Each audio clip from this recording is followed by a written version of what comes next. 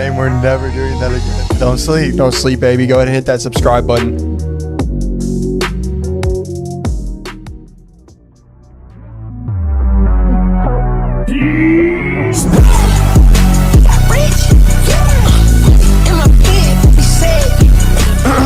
Ladies and gentlemen, we are back. This is the Good Point Bro podcast. It's been a minute. Thanks for joining us. Episode 073. That's 73, the Good Point Bro podcast. My name is Kane. This is my little bro Cam. Don't sleep. Don't sleep, baby. Back. When's like the last time left. we recorded?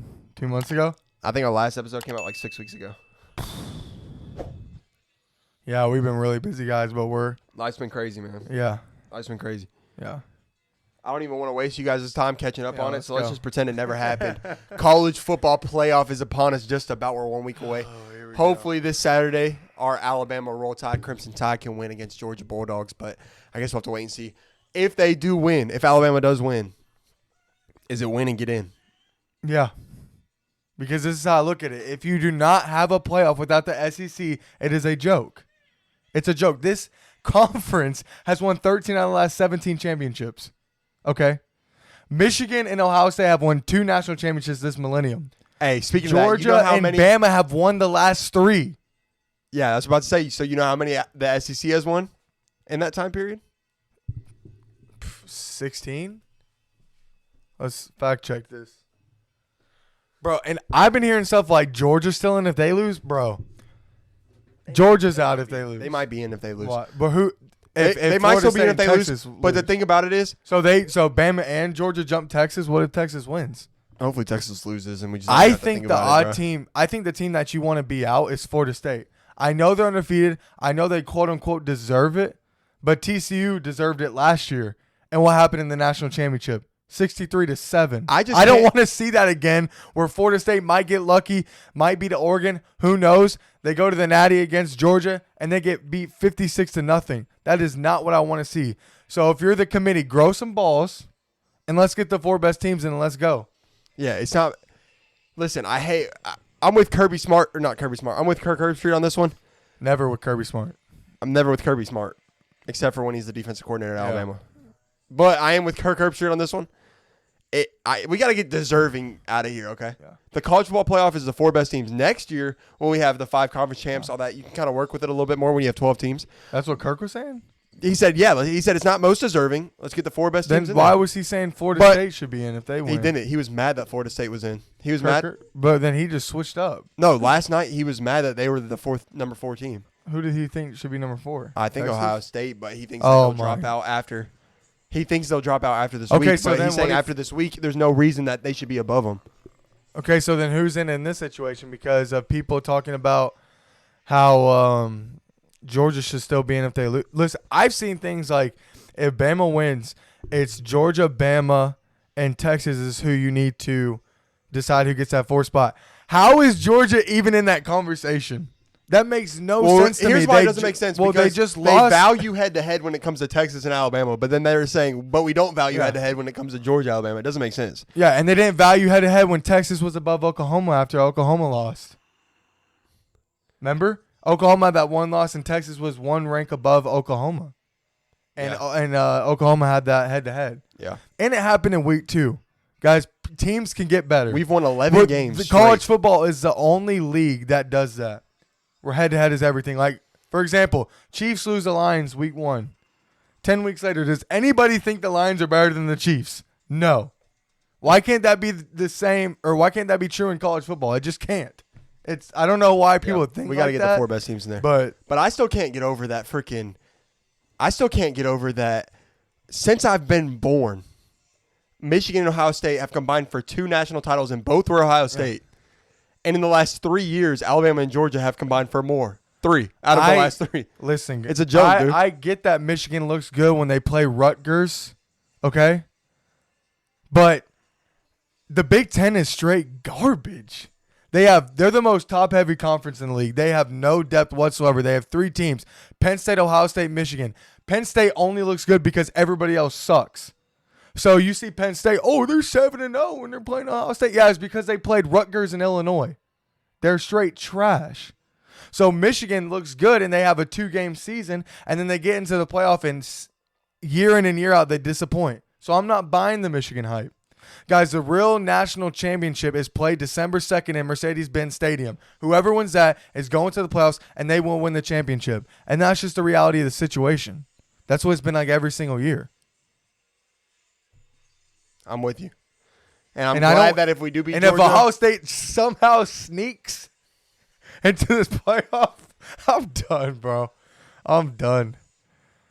The Big Ten is garbage. If you watch the Ohio State Rutgers game, dude, Rutgers was like up, 10-0, and then Ohio State gets a pick 6 at the 10-yard line. Like you guys don't watch the season. Everybody was talking about how that Notre Dame win was insane. They won on the last second. And Notre Dame turned out to be not as good as everybody thought. And Michigan made McCord. What's his Kyle McCord? This is his first name, Kyle. Yeah. He made him look bad.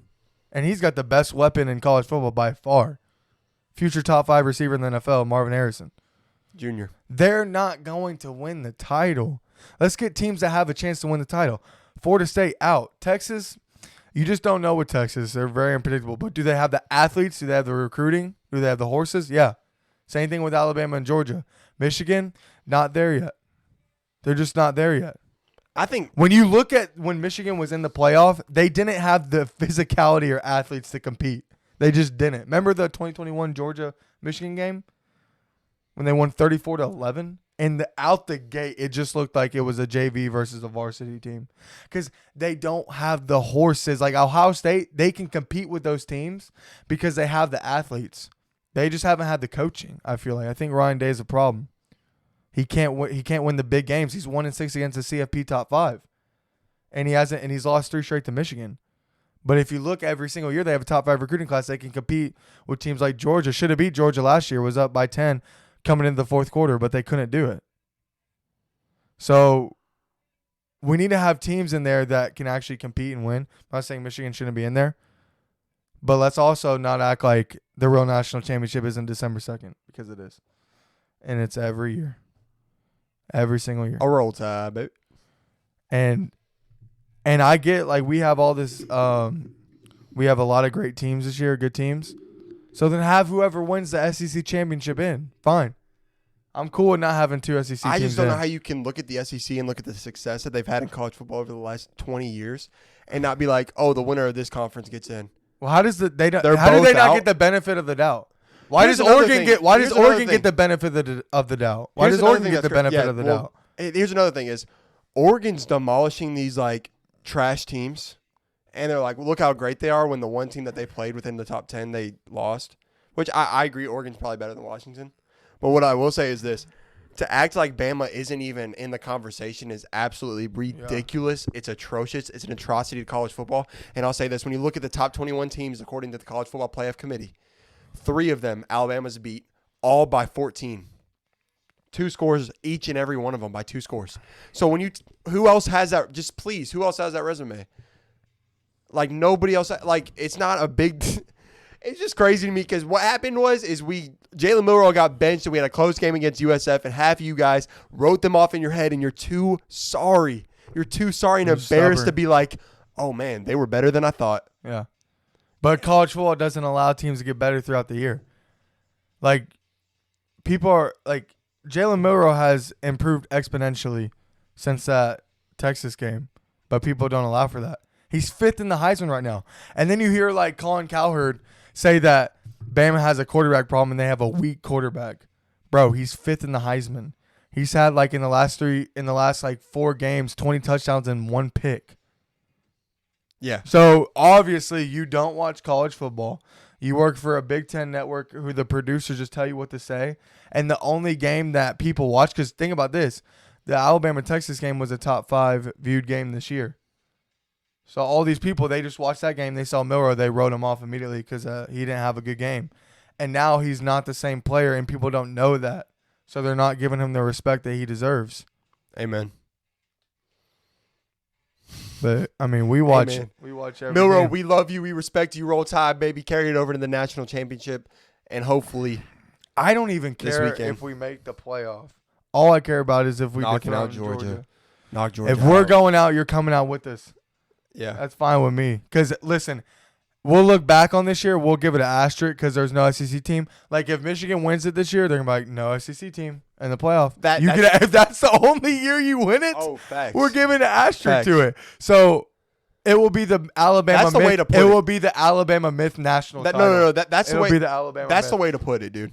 That's the way to put it. It's Is if you look at this college football playoff and there's no SEC teams because Alabama beats Georgia this weekend, we're going to look back on this playoff and we're gonna be like, We're gonna be. We had a 12-1 Georgia team who You had had won two 29 one-loss- straight, and then you had a 12-1 SEC championship in Bama, who obviously their resume speaks for itself.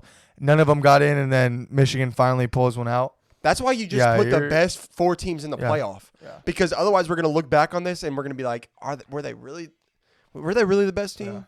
Yeah. I bet the players would just rather it's play the ridiculous, best man. teams. Because I'll say this about 2021. I think I love that Alabama team, right? In 21, Georgia was a better team. Yeah. We beat them in the SEC championship, and guess what? You put the best 4 teams in, and then they beat us in the Natty. It is what it is. I'll take the L on that. But at least you put the best 4 teams in the playoffs. Sure, they might have been better, but we had better. Our top of our team was better. Well, obviously we had the better first and third pick. We had the QB disparity was insane. Like Stetson Bennett got better his second national title run, but at that point he wasn't proven Apparently whatsoever. He was the third in the MVP, and he threw 3 picks in the SEC title. 2. Yeah, 2 picks. Yeah, but he played bad. And then we had better receivers that eventually got injured. But yeah, I don't even care if we make the playoff, whatever. I just think it's funny that we give Oregon the benefit of the doubt because the Pac-12 is somehow good this year. I don't know. I don't know why they're automatically good. Here's what sucks is when 2 teams are overrated and they play each other and have a close game, that doesn't justify that they're both now great. It's 2 overrated teams playing each other. You know what I'm saying? So, like, it just doesn't make sense to me. The fact that Oregon lost to Washington should be a problem. These teams are legit. The fact that Oregon lost to Washington early in the year should be an issue. Like, if Oregon was that good, they should have just went undefeated in the Pac-12. I mean, the Pac-12 is dog. Think about Bo Nix in the SEC. What he looked like. No, I know, but he better coaching. But I'm saying weapons, this. Better team. I'm saying, would he be putting up these numbers like Jaden Daniels in the SEC? Where is he playing? Alabama? Yes. Where's he playing? I don't know about that, dude. Auburn couldn't make anybody look good, dude. If you watch Oregon's games, the Pac-12 defenses are garbage, and a lot of his agree. routes, a lot of his yards are just short yardage throws that he gives the playmakers that break it open for big plays. Not saying he's not gotten better because he has, but would he be doing this all-time year in the SEC? No shot. No, I think Jaden Daniels is the Heisman. Shot. I think Jaden Daniels is having the best season out of any player in college football. I think he's the best quarterback in college football. It's too bad his defense was just terrible. Jaden Daniels? Just terrible. Dude. I mean, we lit them up. I mean, we were automatically going to score every drive. Yeah. And that was our best. That was our best game all season. Was the LSU? That was our most complete game. I mean, yeah, we beat them by 2 scores. We beat them. Okay, we beat LSU by 2 scores. We beat Tennessee by 2 scores. We beat Ole Miss by 2 scores. We beat Kentucky by 1 billion. And then they go and guess what? They beat Louisville, who's playing in the ACC championship game against Florida State. Beat them on the road too. It's just, dude, our resume tells it all. Just go take a look at it. Like, we beat Arizona, an SEC team, like a bottom half SEC team beat Arizona, who's 9-3 and ranked 15. A bottom, Mississippi State. Yeah, Mississippi's not even a bottom. A top 3 worst team in the SEC. They're like 4-8 or 4-7. They're terrible. Everybody blew them out, and they beat Arizona, who's 9-3 and number 15. Guys, the SEC is just different. We're better. If you don't have an SEC team in the playoff, it's a joke. We've won 13 of the last 17 years. It means more. It's gonna have an asterisk put on it, and deserving, and it's gonna be called the Alabama Myth national title. It just means more. I'm good on that. You? Yeah, let's go. Man, that was nice. It's good to be back, boys. It's good to be back. Big game this weekend in the NFC. We got the 2 best Giants squaring off against each other. We got the 49ers and the Philadelphia Eagles. And I'll go ahead and say this, man. Shout out Christian McCaffrey for my fantasy, bro. I think Brock Purdy's a good QB. I think he's a good player. Yeah. He's good. He's good. But when you look at this season, just this season specifically, Dude is trash in the fourth. I believe he has the worst QBR in the NFL in the fourth quarter. And with those weapons, one, there's no excuse for that. Two, I think they're going to get exposed in the fourth quarter, especially if this is a close game, because my guy, my MVP on the other side, Jalen Hurts, has 10 touchdowns, 0 picks with the best QBR in the fourth quarter out of any QB in the NFL. So, well, I mean, when you looked at the games this year where Brock Purdy had to be the guy, he just didn't step up. I mean, He's this a could be a guy chance, that's but going to be. give me Philadelphia. He's a guy. Maybe he's like young Brady was. Like young Brady was a system quarterback, great team, great defense. Maybe he's young Brady. Yeah, You'll maybe be seeing them. Yeah, he's young Brady, and like let's give him a chance to get better. But is he that guy who's going to go out there and win you a Super Bowl? Probably not. Like I probably trust Dak more. I've seen more from Dak this year. That Eagles Dak game has stepped up. That Eagles game sold it for me. I mean that they found a way to be stupid that game. Like when Dak ran out of the 2-point conversion, I was like, why? Like how? Yeah. Remember when he just ran out of bounds? He dove for it. I No, thought he got like it live. half dove, half didn't, and like just ran out of bounds. No. He crossed the line and they called it a success, and then they reviewed it and he stepped out right before he dove. But it's like the awareness is like, how do you not realize you're about to step out? Like it was such an easy conversion. But that game, I watched that game. He was spectacular. He's been great all year, I think. And if you watched his press conference yesterday or 2 days ago, he said, "I haven't done bleep yet." So I think he has that mindset where has that chip on his shoulder. He has a lot to prove. He's 23-6. Now their schedule hasn't been great, but the Eagles game on the road, the way they're able to compete, that proved a lot to me. So I think that they're going to have success through the end of the year, and he could end up winning MVP if he does good in this stretch. Listen, Dak's got the most hate out of any QB in the NFL over the recent years, especially this year and last year. And I'll be the first to say I was a Dak hater at times, a lot of the times, all the times. And he's proven me wrong, bro. He's proven a lot of people wrong. I'm glad that he's maintaining that mindset where he's just like, he's going to continue to prove you wrong every week. I think they finally, McCarthy has figured some things out. He's a polarizing coach, but he's a good one. I mean, obviously, he's figured out ways to incorporate CeeDee Lamb, so. CeeDee Lamb's freaking. He's a beast, dude. He's a beast. But let's just hold our horses because this last part of the schedule is tough. Well, that's what I was about to say. We'll give him props, but I'll give props. I'm not gonna make the mistake of jumping on it too early to where. Nope. I'll give props to. I regret it later. Yeah, I'll give props to McCarthy for his play calls. I'll give props to Dak for how he's done this season. But the Cowboys are gonna cowboy, and the biggest thing I with ain't Dak, buying nothing, bro. The biggest thing with Dak is his mobility this year has stepped up. Like he's being able to extend plays. He looks more athletic. He's throwing off the run. He's making like Patrick Mahomes like throws. He's putting it in tight windows. CeeDee Lamb looks like he's a top 5 receiver now. He had 3 straight games with over 10 receptions and 150 receiving yards. He's doing things. And then Brandon Cooks is their big play guy who's just one of the fastest guys in the NFL. Basically, they're Tyreek Hill as far as just speed. Just straight up speed. Tyreek Hill is a 1-1. Yeah. Tyreek Hill, I mean, he's uncomparable as far as just like because of CeeDee Lamb, Brandon Cook's going to get a lot of opportunities because you can't double him. Do you remember Ross for the Bengals? Ross? Yeah, like 4 years ago. Nah. He was a dude that people picked up in fantasy for like half a second because he was like one of the fastest dudes in the NFL. He would have like 4 receptions for like 89 yards and a touchdown. Yeah. So he'd have like a ton of points in fantasy every week. Yeah. But then he obviously eventually quit getting the catches. But he'd have like 1 reception a game that was like 80-yard touchdown. Yeah. Because he would just blow past all the defenders. But my fantasy team is insane. Did you see how much points I scored this week? No, but I think that Zach Moss pickup for me is going to be huge. So that was a headsy play. I don't know if any of you guys picked up Zach Moss this week. Looks like Breece Hall's questionable, so that's going to be something for me. I mean, I think injuries kind of screwed me this year, but I might still make it. We'll see. I need to win out to make the playoffs. I've made 3 moves this year, and I'm number 1 in our league. 3. That might be a testament to how much our league sucks. No, my draft was insane. You know how my draft was insane? I got obviously Josh Allen is the best QB fantasy wise this year. Who told you that? He just dropped 40 last week. Dude, he's had the most points by a fantasy quarterback. Yeah, I know who told you that. Oh, I made before a clip the year, about it. Yeah. And Christian McCaffrey was the number 1 pick this year in fantasy, like out of everybody. Keenan Allen. What a pick. I got him like in the 10th round. I just knew Keenan Allen was good. I knew he was injury prone and whatever, but he's having an insane season. Dude's been a straight beast. And then I got Kenneth Walker, who's been all right. He's hurt right now, though. But he's been a top 10 back. Made that trade for Mostert. Yeah. And then I made one trade.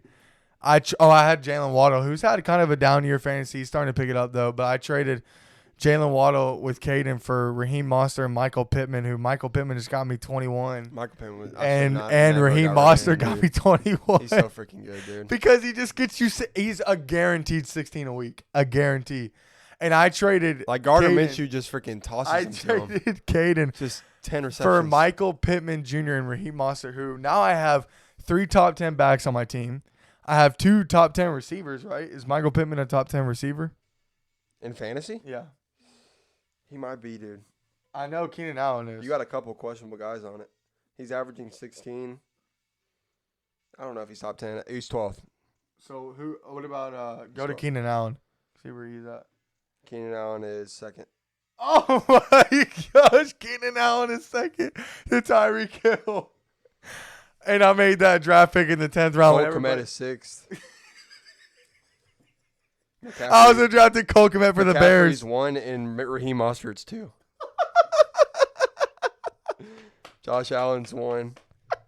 My team is unbelievable. And you were saying that our league is trash. No, it's my team is ridiculous. Right, but I'm saying that's the point. Where's Kenneth Walker at? 23rd, 21. Oh, because he probably dropped significantly because he missed. But you know what's crazier than that is that Brian Robinson's 5th. Brian Robinson, what a pickup too. I mean, you were just picking up a Bama boy, dude. No, it's because he was so involved last year. He was like their only back, and he gets so many receptions. I got my team. My QB is 13th. My running back is 15th. Other running back is 22nd. Receivers 21st. Other receivers 27th. Oh my. Tight ends 3rd. Oh my gosh, bro. That is ridiculous. I'm making a comeback, bro. My main thing is I drafted Justin Jefferson with the number 1 overall pick. And is my draft in fantasy one of the greatest you've ever seen in the league? Just be honest. That's my point. Is I don't know if it was good because like you just knew these things or that it was good, or that our draft was that like our players in our league are so bad that you were able to get people that you shouldn't have been able to get. You know what I'm saying? Keenan Allen was a very good pick as far as like he just had a crazy year. Like, a lot of people were down on Keenan Allen because he gets injured all the time. So people don't pick him up. Yeah. And then Christian McCaffrey, I picked him because he was actually my early Super Bowl. He was my preseason Super Bowl pick. Do you remember that? Are you trying to see how much time we have? Yeah, because this is blinking. All right. We're at 24 minutes. I guess we can wrap it up with Aaron Rodgers. Dude, I completely forgot about Aaron Rodgers. But we have more to do. Oh, yeah, dude. I want to hear this from you. AFC champs predictions? The Chiefs. Anyway. How did I go against the Chiefs? Listen, I rode with this guy last year for MVP. Give me Jalen Hurts for MVP, dude. Give me Jalen Hurts for MVP. I think he deserves it. After the last 2 seasons, bro, with the records that the Philadelphia Eagles has had, what he contributes to that team regardless of stats, I think he's the most valuable player in the league right now. He's 27-2 in his last 29. I mean, yeah, that's unbelievable. In regular season, right? No, including Super Bowl. That's why he has a 2 because remember the game they lost last year, he didn't start, right? Yeah, they lost to the Cowboys. That was their first loss. With Gardner Minshew. Yeah. And they almost won that game too. That just shows how good they are. Bro, have you ever seen the interview where the guy was like he told him his record. He's like, you're 30-4 or something like that. He's like, that's not gonna happen in the NFL, right? And Hurts is like, we'll see.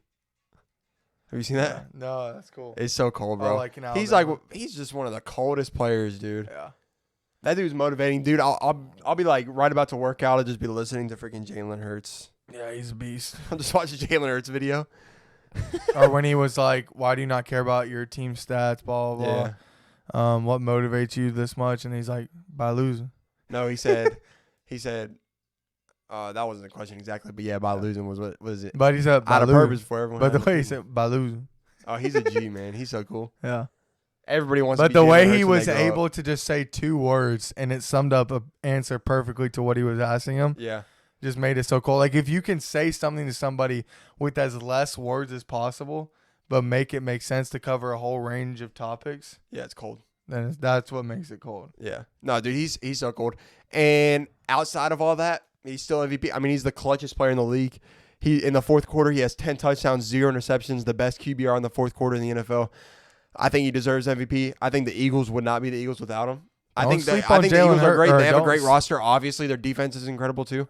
But I mean, Jalen Hurts, dude. Don't sleep on Patrick Mahomes because this is the same exact thing that happened last year. I know Jalen Hurts got hurt last year, He's but not quite having the year he is. yeah, he wasn't. He has too many picks. He had like only 6 picks last year. But Patrick Mahomes picks. Your guy. Well, neither is Jalen Hurts. Jalen Hurts is like 10 more picks than Pat. Jalen Hurts did not start the season off well. No, he didn't, but he's turned it up. And so is Patrick Mahomes. No, I was talking about Patrick Mahomes compared to last year. That's No, I know. I'm saying like, don't sleep on Patrick Mahomes because he could have a stretch. Like the way Patrick Mahomes, he's like a microwave. Like he had this great game against the Raiders, and then he could have 4 straight games where he has 3 touchdowns a game and like 2 picks. And then all of a sudden we're saying he's the best, or he has the best chance to win MVP. So Patrick Mahomes is a guy that you just can't count out because they're probably going to get the number 1 seed in the AFC. All right.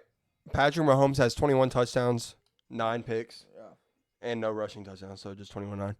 Combined, Hurts has 29 touchdowns, 10 picks. And how many of those are the tush push? I don't care, bro. All of them. That's ridiculous. Yeah, half of Hurts. How many picks half does of he Hurts have? rushing 10 instead of 9. Okay. It's one more, yeah. Yeah, but I'm saying, like I said, Patrick Mahomes had a great game against the Raiders.